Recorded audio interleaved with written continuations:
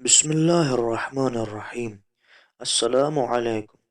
جیسا کہ آپ جانتے ہیں کہ کتاب سلیم بن قیس ہلالی پر بہت سے اعتراضات وارد ہوتے ہیں، اور ان اعتراضات کرنے والوں میں سے انجینئر محمد علی مرزا صاحب بھی سر فہرست ہیں۔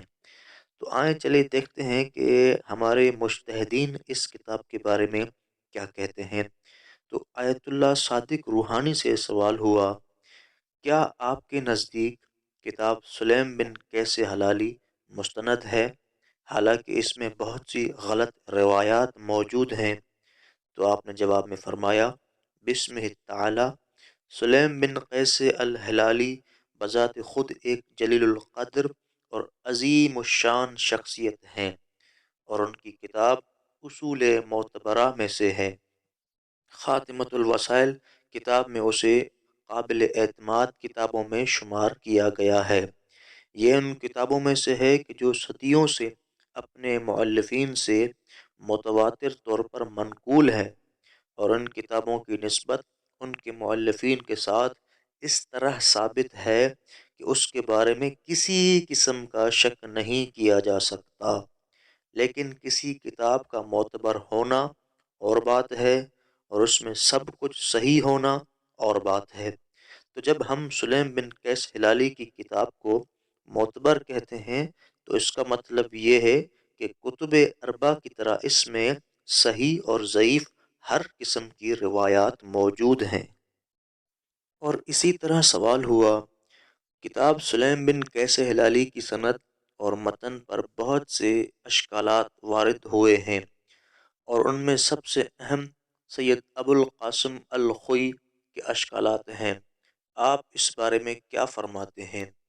تو آیت اللہ صادق روحانی نے جواب میں فرمایا، بسم تعالی، اگرچہ اس کتاب پر بہت سے اعتراضات وارد ہوئے ہیں، اور ان میں سب سے زیادہ اہم اعتراضات سید ابو القاسم الخوئی صاحب کے اعتراضات ہیں، لیکن یہ اعتراضات ان عبارات میں ہیں کہ جن کا رد اور بطلان واضح ہے۔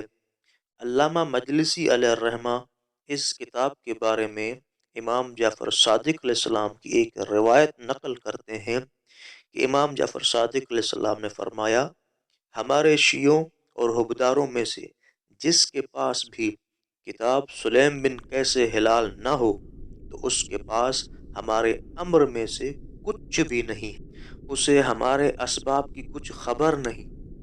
یہ شیعوں کی اساس ہے، اور آل محمد علیہ السلام کے اسرار میں سے ایک سر یعنی راز ہے۔ اور علامہ مامکانی علیہ الرحمہ نے بھی جو اس کتاب کے بارے میں بیان فرمایا ہے، اس سے بھی اطمینان حاصل ہو جاتا ہے کہ یہ وہی سلیم بن قیس الہلالی کی کتاب ہے، اور علماء اسے معتبر جانتے ہیں۔ مزید یہ کہ ہم نے بہت سے جوابات میں جناب سیدہ فاطمہ الزہرا سلام اللہ علیہا کے پہلو زخمی ہونے والی روایات دوسری کتابوں سے بھی درج کی ہیں، جو میں نے بھی ویڈیوز میں ریکارڈ کی ہیں، آپ جا کر سن سکتے ہیں۔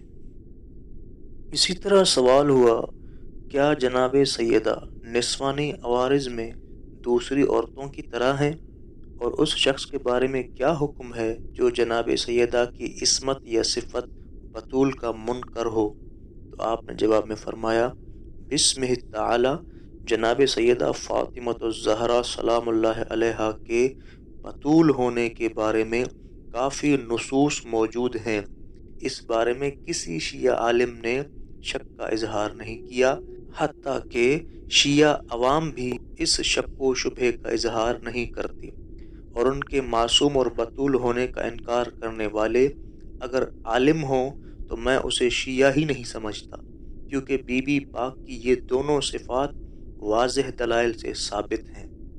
اسی طرح سوال ہوا، سیوطی نے اپنی کتاب مسند فاطمہ میں حضرت فاطمہ زہرا سلام اللہ علیہا سے روایت کی ہے کہ بی بی پاک فرماتی ہیں، ایک صبح میں بستر پر لیٹی ہوئی تھی، میرے پاس سے میرے بابا رسول خدا صلی اللہ علیہ وآلہ وسلم گزرے، اور مجھے پاؤں سے حرکت دے کر فرمایا، اے پیاری بیٹی اٹھو، اپنے رب کا رزق یعنی نعمت دیکھو اور غافلوں میں سے نہ بنو۔ بے شک خداوند متعال طلوع فجر اور طلوع آفتاب کے درمیان لوگوں کے رزق تقسیم کرتا ہے۔ کیا آپ کے نزدیک یہ روایت صحیح ہے؟ تو آپ نے جواب میں فرمایا بسم تعالی، جو روایت صرف اہل سنت کی کتابوں میں موجود ہو اس کا اعتماد نہیں کیا جا سکتا، اور یہ روایت بھی ایسی ہی روایات میں سے ایک ہے۔ اس کی دلالت بھی صحیح نہیں ہے، کیونکہ یہ حدیث دلالت کرتی ہے کہ بی بی پاک نے ایک مکروہ کام کیا، حالانکہ جناب سیدہ معصومہ ہیں اور یہ عمل ان کی عصمت کے شایان شان نہیں ہے۔ دوسرا یہ کہ اس حدیث کے مطابق رسول اللہ نے بھی بی بی پاک کو پاؤں کی ٹھوکر سے بیدار کیا، اور یہ عمل رسول اللہ کے اخلاق کے منافی ہے۔